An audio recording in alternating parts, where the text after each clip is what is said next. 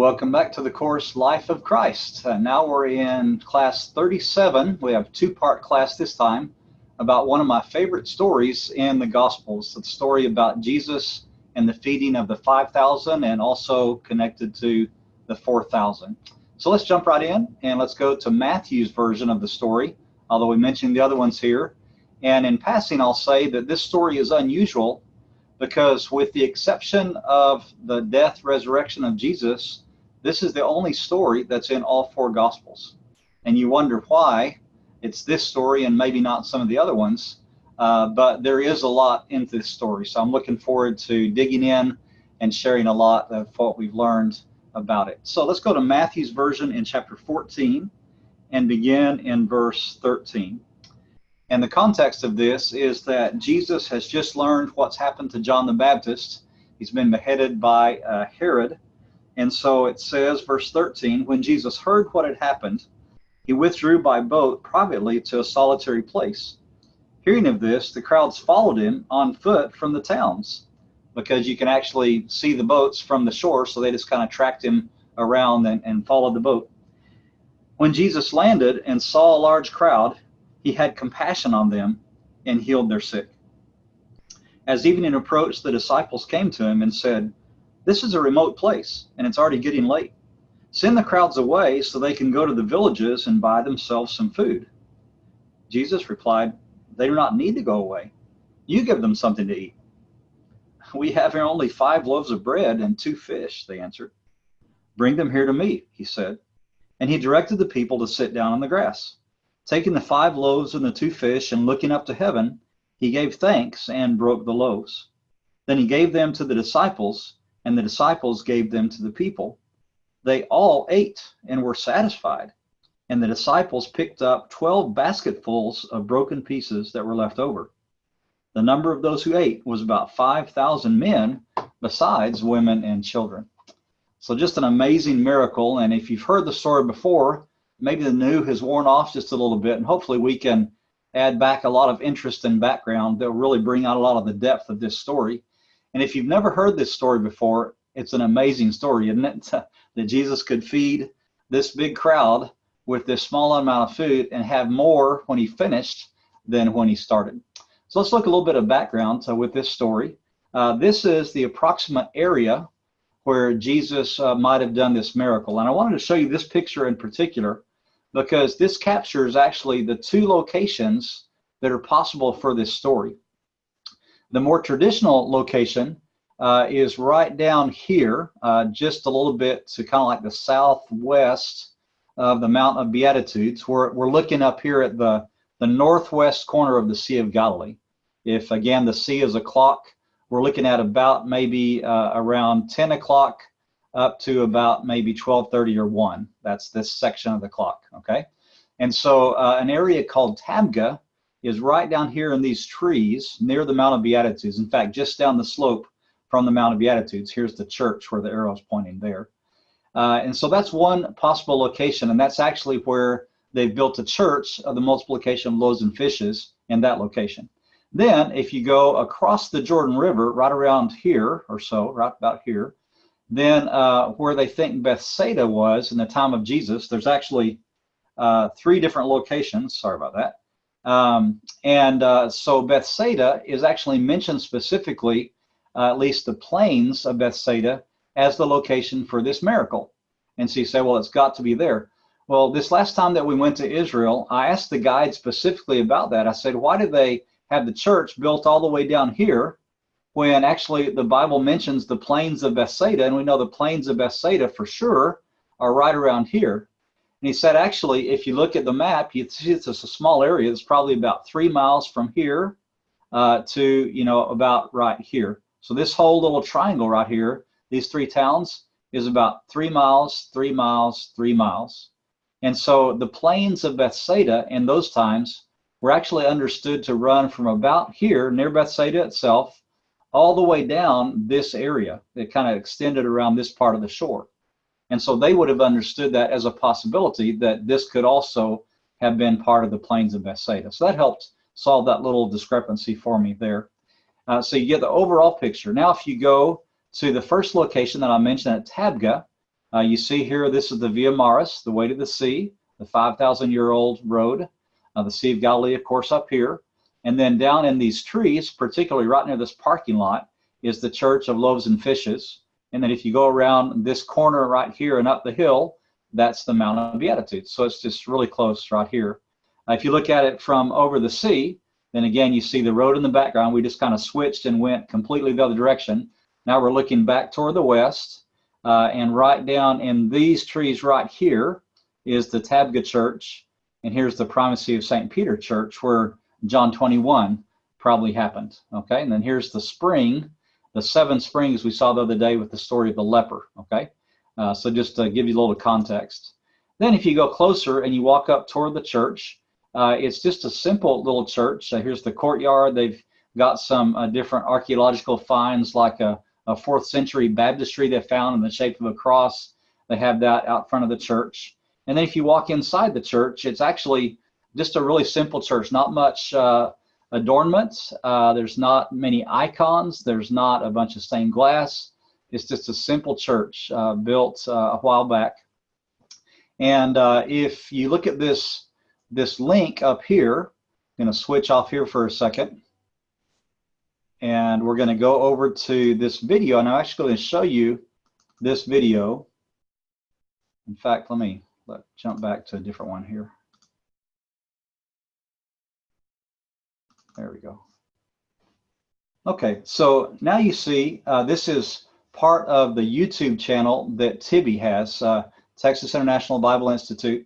And actually, if you go to YouTube in the search bar up here and you put in IBIT, which is the acronym in Spanish, IBIT YouTube, then you'll find all of our videos that are mostly in Spanish, but this set of the 360 videos is in English and Spanish. And so you see it's got the number 777, and then it's got all the videos down here, down this side, okay? And so this particular video I've brought, and I want to go large screen on it, okay? And what I want to do, there's a soundtrack to the video too, but we don't need to listen to that. I just wanted to let you stand up near the front of the church and just kind of look around this church, okay? So you're standing near the front row of pews, just a little bit in front of it, and you're looking up at this altar right here, the simple altar, and then underneath the altar right here is a famous mosaic with a basket of bread and fish to the sides of it, okay? And we'll talk more about that and show you a picture about that. But if you look at the church and you're standing here, you can kind of spin the video around and look anywhere you want, look up, or look down at the ground to a certain extent. Then this is just really simple. There's some old mosaics on the floor over here that are kind of cool to look at. And then you see people just sitting there and meditating. And then you see, just how simple the church is. So if you want, then you can go and look at any of those videos and this site and many others and really enjoy that. Now going back to the PowerPoint, let's move on through. Here's the altar again, and now you see a little bit better, a lot closer, the mosaic, which is really famous. You'll see this usually in any collection of famous biblical mosaics. The Tabgha one, you'll see it on all kinds of tourist stuff too, plates and dishes and everything. And you see again the basket in the middle, and then fish on either side, 5 loaves and 2 fish. But if you look at it, and you look inside the basket, you have the 2 fish here, okay? And then you have 4 loaves inside the basket. You think, did they miss the story? Because it's 5 loaves and 2 fishes. And part of the interpretation they give for that is that there's 4 loaves here, and then Jesus himself is the 5th loaf because he is the bread of life. And the story in the explanation that John gives in John 6, in his version of the story, has Jesus, of course, as the bread of life. And so that's the reasoning behind the 4 loaves, because Jesus then makes the 5th, which is interesting. I think there were actually Jesus and the 5 loaves and 2 fish, but that's an artistic interpretation that's interesting, okay? Now, the second location, as we mentioned, is over just across the Jordan River, just east of it, and these are the plains of Bethesda, or Bethsaida, I'm sorry. And so you can see there would have been a lot of room here for 5,000 men plus women and children. And so it's a good possibility also for the location. We're just north of the Sea of Galilee over here, okay? And then if you look on to Matthew 15, we're not going to read that because it's really similar, but the Matthew 15 version is the feeding of the 4,000. And what you have there is this is on the eastern side of the Sea of Galilee. It's in the area of the Decapolis, which is mostly pagans and Gentiles over there, the place the Jews wouldn't go. And so it seems that Jesus is making a point by saying, look, I'm going to give you food on the Jewish side and also on the Gentile side. And we'll talk more about that in a minute. But this monument is actually located on the eastern side near where they think the 4,000 feeding happened. And you see then you have the loaves. It says 7 loaves and a few fish. Okay. And so you have there this rock to symbolize that. Okay. Now, I think that if you go back to verse 14, you actually have the whole story summarized pretty well. In verse 14, it says, when he landed and saw a large crowd, he had compassion on them and healed their sick. I think that's the whole sermon right there. In fact, that would be a good ministry paradigm for anybody. They say, you know, he saw people, he had compassion, and then he acted. And if we could just do that, I think we'd be a long way down the road. And so if you think about, you know, what Jesus saw when he saw the people, for us, we would be seeing, you know, thousands and thousands of people. Maybe a few people might jump out at us if they looked a little bit different or if they were doing something strange. But mainly if we looked at a crowd like that, like when you enter into a big coliseum where it's full for a basketball game, we would just look and just see the crowd. We wouldn't see individuals. But I think that he didn't see just a mass of people. I think he would look at the crowd and zero in and focus on individuals. I think he would see their hearts and their minds. I think he would see their worries. He would realize they have gifts. He would see their problems. He would see their joys. He would see big picture, what was going on, and then little picture with every single individual. And it says that he healed their sick. Now, let me throw a stat out at you that is pretty amazing. I heard once that in Galilee at this time, that health was a big problem for a lot of people because they didn't really have a lot of remedies, and many of the people were poor, and so they couldn't afford the good nutrition, didn't have access to good care. And so I've heard that it's possible that 1 out of every 5 people in Galilee had some kind of sickness or illness at that time. And so if we had just the 5,000 that's mentioned here, just the men, not even including the women and children, if we just took 1 out of every 5 of the 5,000 that were sick, that's 1,000 people that are sick. And it says he heals their sick. And I assume that means everybody. And this is like the 5th time in Matthew, at least, where Jesus is with a crowd of people and they bring the sick to him and he heals all of them, which is just stunning. He's already tired. He's already sad about losing John, his cousin. And then he has compassion and he has time to heal them. And I don't think personally that he just looked at everybody and said, okay, everybody that's sick, stand up if you can, and you're all healed. I don't think he went for a mass approach like that. I think he probably would go up to the people as we see him doing with every other healing, talk to them some, touch them, maybe, you know, speak over them, and take time with people. And so even if it were only 100 people, even if he only spent 1 minute with each of 100 people, that's still more than an hour and a half healing after he's already tired and sad. And if there were 1,000 people and he spent a minute with each person, even if it didn't go over a minute, then we're talking hours and hours that he would spend with people. And so that's just amazing. And perhaps that's one of the reasons why a good part of the day was gone. It said when evening approached, you notice it says it right after all the healing, maybe the healing took several hours. And so Jesus must have been exhausted and ready to be by himself. And yet it says he saw the crowd, had compassion, and healed them. Okay, so let's look at every piece of that. First of all, you know, what Jesus saw. And I wanted to ask the question, what do you see? Okay, so I'm going to give you a little test here. I'm going to show you some pictures, and I'm going to see what you see, and see if you see everything, and see if you see it accurately. Okay, just a vision test here. Okay, first of all, this picture, what do you see? Okay, take a minute there. So some people look at it and first they see a guy playing a saxophone or something like that. Okay, so I don't know how many of you saw that first, probably a number of you.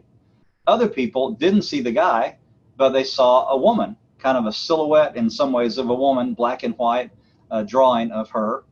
And then once I said the guy, then you saw the guy too. Or if you saw the guy, then you saw the woman too. But how many of you saw both? So it's kind of interesting, right? What you see first, and if you see both of them. Here's another one. See if you can find the owner of the dog. You can pause it if you want to.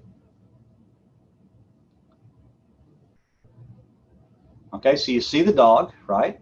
And if you kind of turn sideways to the left, at least for me, the way I'm looking at it, you see that the dog's ear is the hat, right? And then you see the guy's face is kind of sideways, right? Here's his eyes, and then here's his mouth down here. So right here is the owner, okay? So it's easy to see the dog, right? That's what we focus on. And then once somebody points out the guy, then it's easy to see the guy too. But if somebody hadn't said, there's another picture inside the dog and it's the owner, then I probably would have said, huh, that's a good drawing of a dog, and gone on, okay? Point all the time, there was something else there to see, okay? Another one, what do you see here?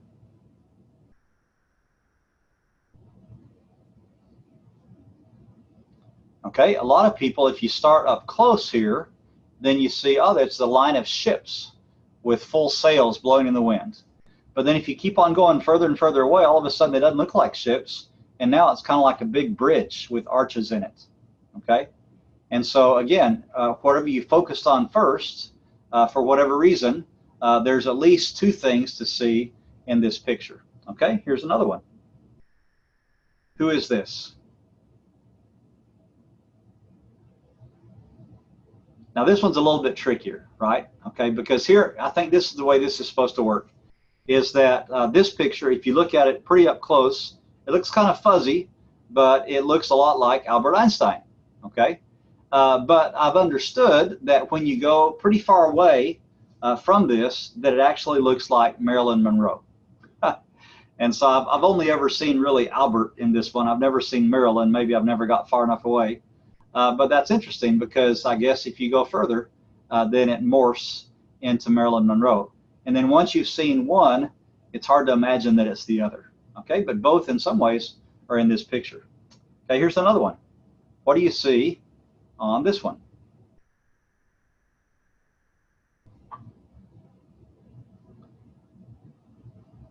Okay, so and then, again, it could be a black and white drawing of a guy with glasses on, kind of looking from the side. Or if you turn your head a little bit to the right, then it's the word liar. And again, which did you see first? Did you see both of them? You know, why would it be that you would see one over the other? I don't really understand all of that, but it's kind of interesting. Okay, we have several more here. One is this one. What do you see?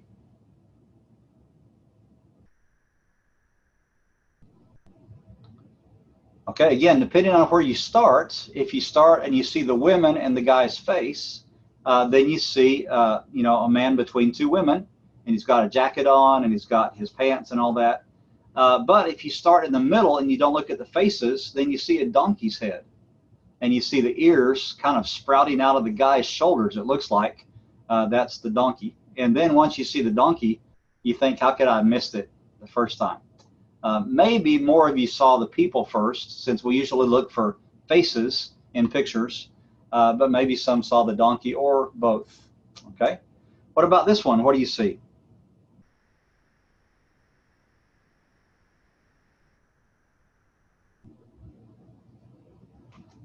Again, if you start to look for faces first, then you probably saw the frog. Okay, you have the frog with the eyes and the head right here, kind of sitting. You see his leg right there and everything, and the rest of his body. But then if you look a little bit sideways to the right, then you see it's a horse's head. You have the eye right here, and the ears back here, and the nose all up here where the frog's head would be. And you see the rest of the mane and some of the neck kind of under the water. Okay, so again, that's a pretty artfully done one if you saw one or both. Okay, and then there's like 2 or 3 more here, and we'll be done with this test. Okay, how many legs does this elephant have?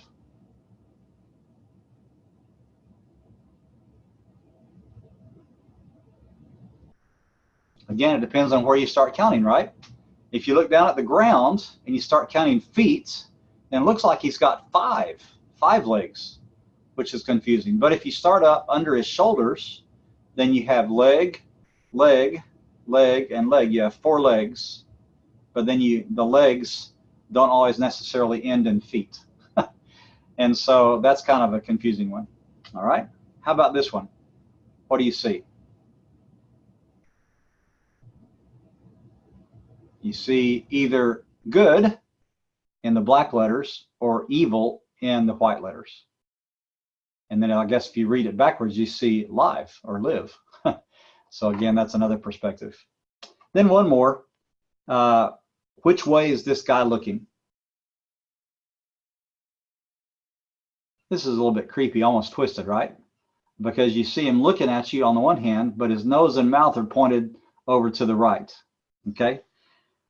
Now, so that's a number of pictures, just what you might see in pictures. And in those cases, there were always at least 2 things to see. And maybe there were more that I missed. But again, the question is, why do you see something first? Or why do you see only one and not everything? And if somebody hadn't been there with you, maybe to help you see it, would you have seen all of the other things in the pictures? Which is always a great question, okay? Now, let me jump over here. And let me go to a video that I have. Let's see here. Okay, let me actually, okay, get over here.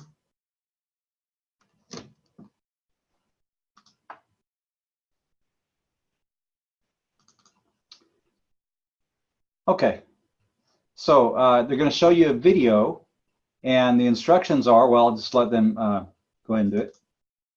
Whoops, sorry. Try this again.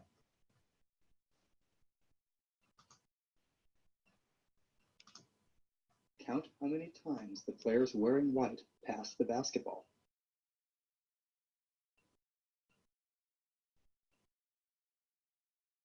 Again, you're looking at the white people, right? White shirts.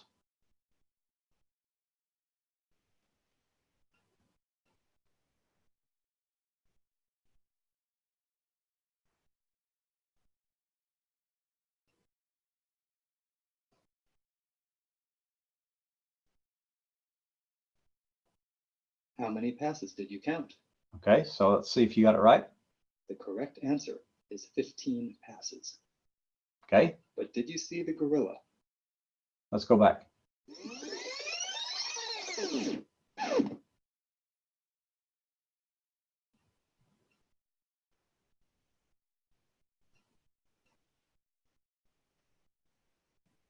This video is from research. All right, so what do you think about that? That's a little bit different one, right? Let me jump back over here to the video, to the PowerPoint. Now, I don't know if you've seen that. Maybe a lot of you have seen it. It's not too new of a video. But let me tell you a little story about the first time I saw this video. We were actually with my family, my wife and kids, at the Museum of Interactive Science there in San Francisco.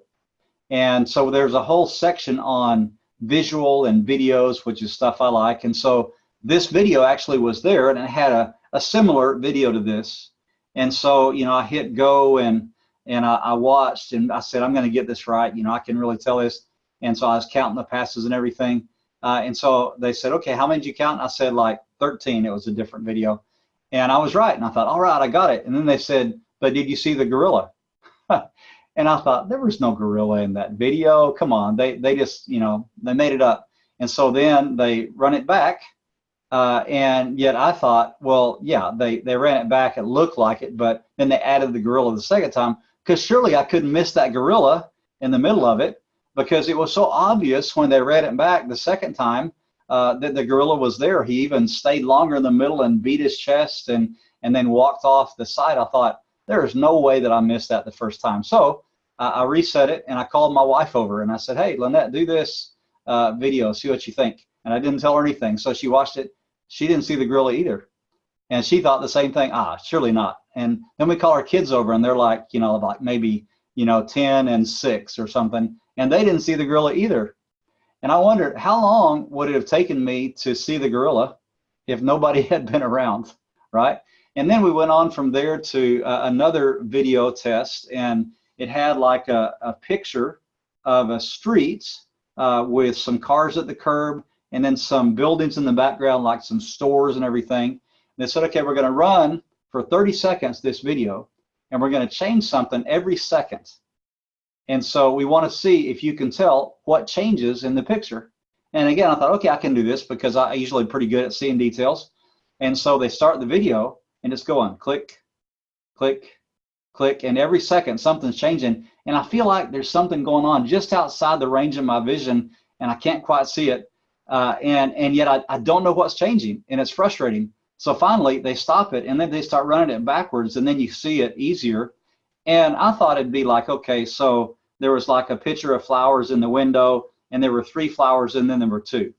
Or it might be like, there was a car and the car like had certain kind of hubcaps and one of the hubcaps changed to a slightly different pattern. I thought it'd be like tiny things that somehow it is missed. No, it was huge things. It'd be like they would add a whole another story to a building, or they would take away a car, or they would, like make 2 more windows appear in the side of a building, or people would walk along the street, or they'd change the whole color of a car. And I was saying, there is just no way that I could have missed all of that. And so for that, and then some other visual tests, it was just one thing after another that I thought I was good at seeing, but that actually I was terrible at seeing. And so these pictures or the gorilla video or any other visual test, when I saw that, I went from being pretty sure of myself, 100% sure, to probably about 60% sure. I thought, okay, I know I saw some stuff, but obviously I'm not as attentive as I thought, okay? And so if you did not see, for example, the 2 things in the pictures, or if you didn't see the gorilla, the scientists that done experiments on this have called this inattentional or change blindness. In other words, either you're not paying attention or you don't recognize the changes that happen in this or other kinds. And so the reaction that you get from people when they look at pictures or videos like that is of disbelief. They think that you're lying to them when you say, no, you actually missed not just a small thing, you missed a big thing. And they think, no, that can't be, because I'm sure that I saw everything that happened. And really, maybe we only saw a part, and maybe not even the most important part. And even the stuff we saw, we maybe didn't understand what we were seeing. And I thought that's a great lesson for this story right here, because it says that Jesus saw the crowd.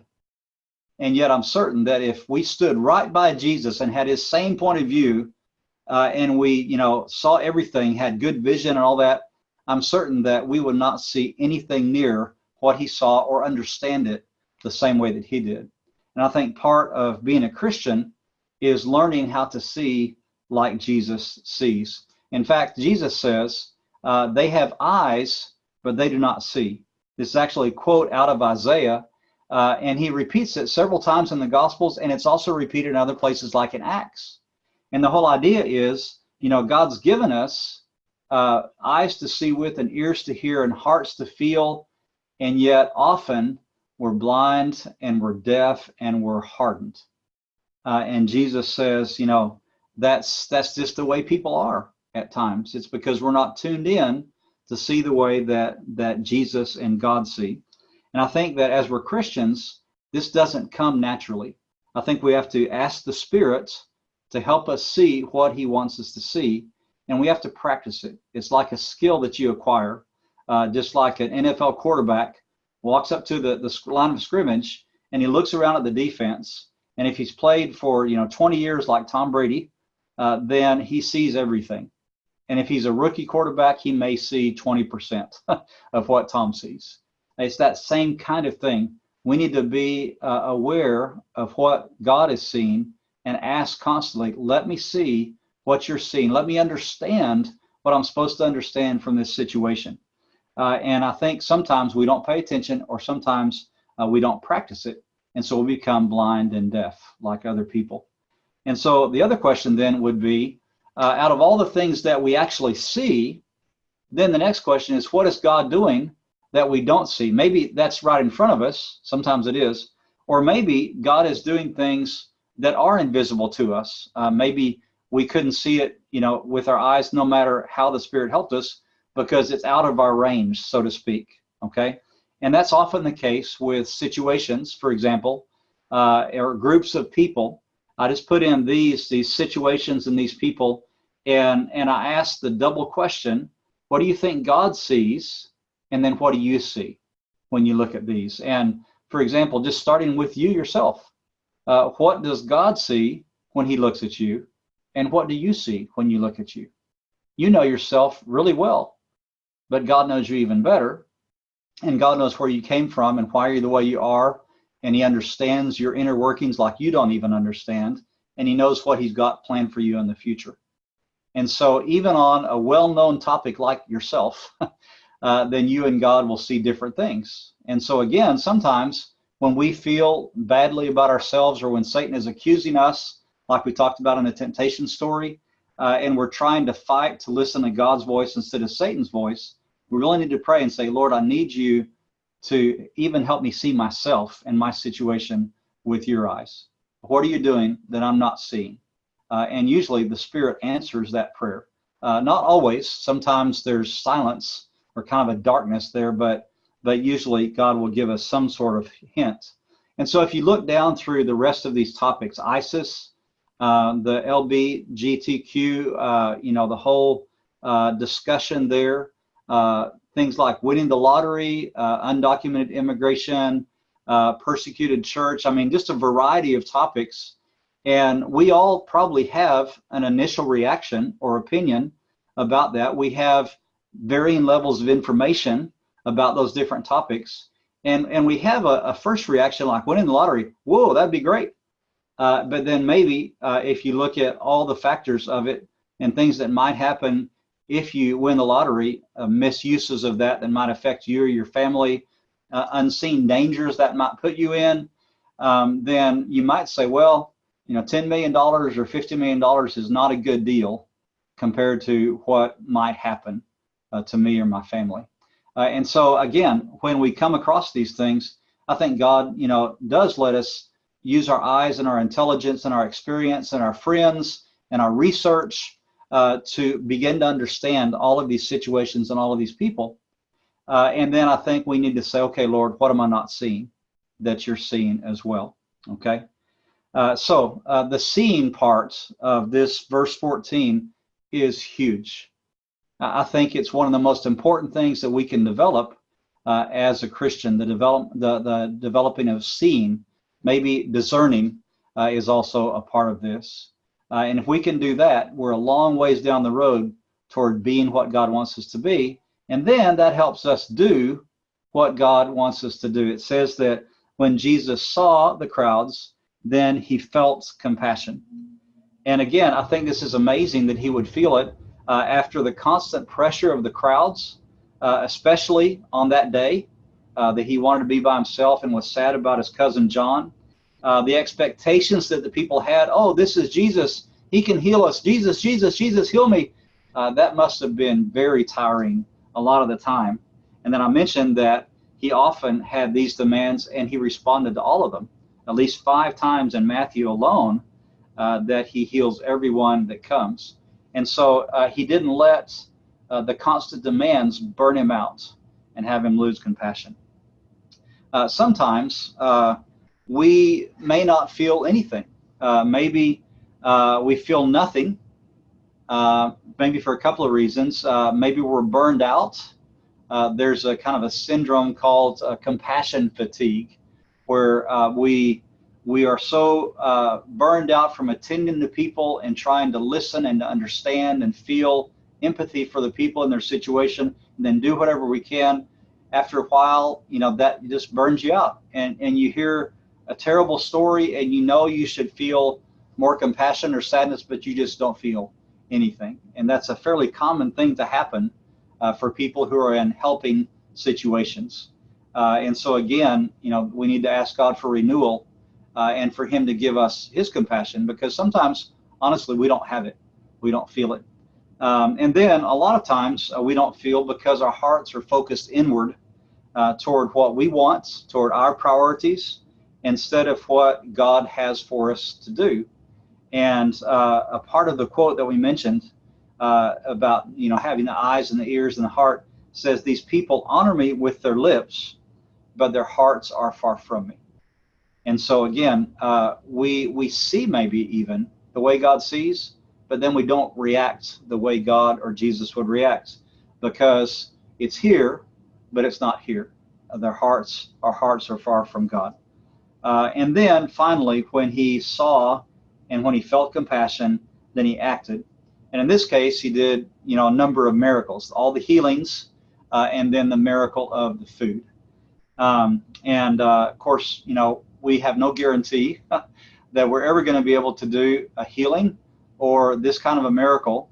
If the Lord chooses to and we're open to it, then that might happen with some of us. But we know for sure that even though we're not God, we can see and we can feel and we can act in the way that God has ready for each one of us. He may have one person that he sends our way. That person may need one meal, or that person may need 30 minutes of listening to give sympathy and support and a little advice. That person may need you to pay a $68 water bill. They may need a tank of gas. They may need you to go visit their mother in the hospital. And so, God sends us the amount of work and the kind of situations that he's prepared us for. He's not going to ask us to do things that some way we can't do. Even if we say, well, I can't do that. And he says, yeah, but I'll be with you. Just like he says all through the Bible, I'll be with you. And if he's with us and he wants us to do it, then it'll happen. And so we need to step out in faith and take advantage of those. And then once we've done that, then we can feel good about it. We can be glad we could help. And we don't feel guilty for not being able to help 1,000 people and help people over in Africa or China or Malaysia or, Peru. Sometimes our reach is just not going to be what other people can do or what Jesus could do for sure. Now, let me talk about one other thing, and then we'll finish this first part of the video. Talk about the numbers behind this miracle. The first time that Jesus fed the crowds, as we mentioned, he was over on the western side of the Sea of Galilee with the 5,000, and this is where Jews lived mainly. And you look at how many loaves of bread there were, and there were 5. If you think back through Jewish history, why is the number 5 important? And you look at, the law, and you have the 5 books of law, which were huge for the Jews. That was the core of their life, of what they tried to obey and memorize and live. And so, again, you have 5 loaves there. And then for the second time he fed the crowds, the 4,000, he was in the Decapolis. Again, we talked about that's where the Gerizim, the outcasts, went. And who are the outcasts? Well, they called it the land of the 7 nations that were cast out by Joshua back in Joshua chapter 3 and the rest of the book of Joshua. And so that's the land of the 7. And you look, okay, how many loaves were there in the miracle of the feeding of the 4,000? And there are 7 loaves. Apart from being the number of the nations, 7 is often a number connected with God, a perfect number in the Bible, okay? And so, again, you see the numbers that are used apply to the audiences they're used with, okay? Now, if you look over also at the baskets that were left over, the first time with the 5,000, you had 12 baskets left over. And again, why is that important for the Jews? Well, you have, the 12 tribes, and really a lot of 12s. And then in Jesus' ministry, he's got 12 disciples. Okay, so the Jews, that number would flash to them and say that that's important. And then if you look at, again, the second miracle, there's 7 baskets left over, and that represents the Gentiles, again, the land of the 7. And so they would see that and get that message as well. And so in general, the message is that Christ is interested in both the Jews and the Gentiles. He does miracles of feeding in the land of the Jews and the land of the Gentiles. He connects with both the Jews and the Gentiles with the numbers of the story. And the idea is that Christ has enough, gives enough, and is sufficient for everyone, not just the Jews, but for the Gentiles as well. And so that's just a great message that's lying behind this. And we've only gone through the first half of this class. You can see why I like this story so much. So looking forward to the second half of the class. We'll see you then next time.